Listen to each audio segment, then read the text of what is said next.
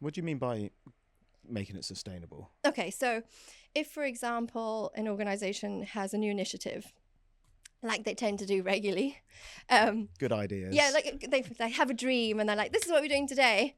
How are you going to make sure that it's not just a dream? How are you going to make sure that they actually believe that it's something that I need to invest time in?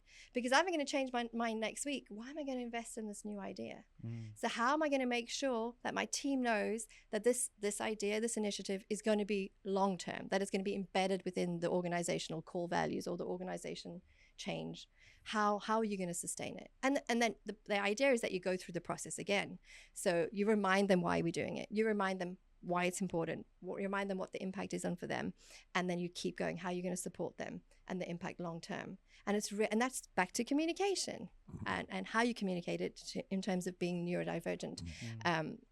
Accessible is really, really important. Do you find businesses do think about that intrinsically? The context, why, how, how to engage, how to enroll?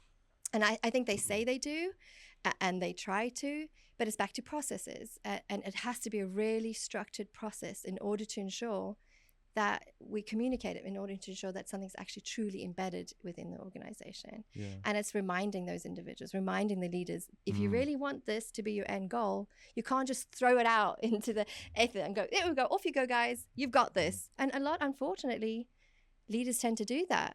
And it's because as a leader, you think that they only need to be told once. They've got this. They understand the message. They understand the context, but they don't. So it's really about that that repetitive communication. Well, it's got to be frustrating, right? If you're a leader who thinks you're communicating clearly, you're being direct, you're saying it how it is, you're saying what the end goal is, but people aren't engaging with that. It's got to be frustrating, right? Because you think you've been clear, but people aren't on board.